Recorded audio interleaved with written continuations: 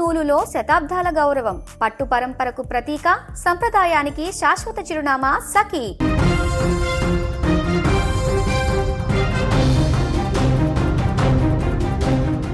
విద్యార్థులకు మంచి చదువు చెప్పి వారిని ఉన్నతంగా తీర్చిదిద్దవలసిన వాటిని ప్రొఫెసర్ అదుపు తప్పాడు. పరీక్ష పేపర్ ఇస్తా, మరి నాకేమిస్తావు అంటూ విద్యార్థినితో అసభ్యకరంగా మాట్లాడిన ఆడియో వైరల్ కావడంతో ప్రొఫెసర్ను పోలీసులు ఇప్పుడు అరెస్టు చేసిన ఘటన లక్నో యూనివర్సిటీలో కలకలం రేపుతోంది. యూనివర్సిటీలోని జువాలజీ విభాగంలో అసిస్టెంట్ ప్రొఫెసర్గా పనిచేస్తున్న పరంజిత్ సింగ్ను పోలీసులు అదుపులోకి తీసుకున్నారు.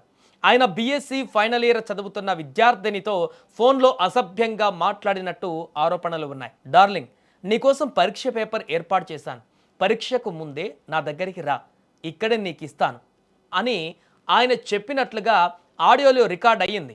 సో ఈ సంభాషణతో తీవ్ర మానసిక వేదనకు గురైనటువంటి విద్యార్థిని విషయాన్ని యూనివర్సిటీ యాజమాన్యం దృష్టికి తీసుకువెళ్ళింది. దీంతో యూనివర్సిటీ పరీక్షల నియంత్రణాధికారి విద్యానంద్ త్రిపాఠి పోలీసులకు అధికారికంగా ఫిర్యాదు చేశారు. హసన్గంజ్ పోలీస్ స్టేషన్లో ఎఫ్ఐఆర్ నమోదు చేసిన పోలీసులు ప్రొఫెసర్ను అరెస్టు చేసి విచారిస్తున్నారు.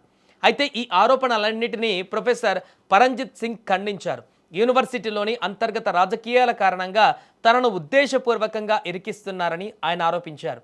మరోవైపు ఈ ఘటనపైన విచారణ జరిపి 24 గంటల్లోనే నివేదిక సమర్పించాలని వైస్ ఛాన్సలర్ జేపీ సైని అంతర్గత ఫిర్యాదుల కమిటీని ఆదేశించారు.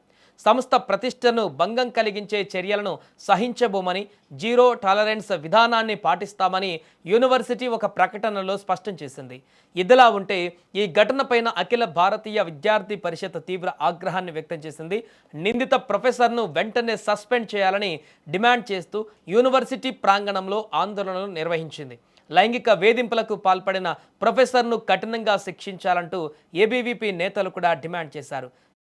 కూడా ఉన్నత చదువులు చదవవలసినటువంటి చోట, ఉన్నతమైనటువంటి విద్యను అభ్యసించవలసినటువంటి చోట ఆ యొక్క చదువును నేర్పించేటువంటి ఒక ప్రొఫెసరే ఇలాంటి ఘాతుకానికి పాల్పడడం పట్ల అక్కడ ఉన్నటువంటి విద్యార్థి సంఘాలన్నీ కూడా బగ్గుమంటున్నాయి.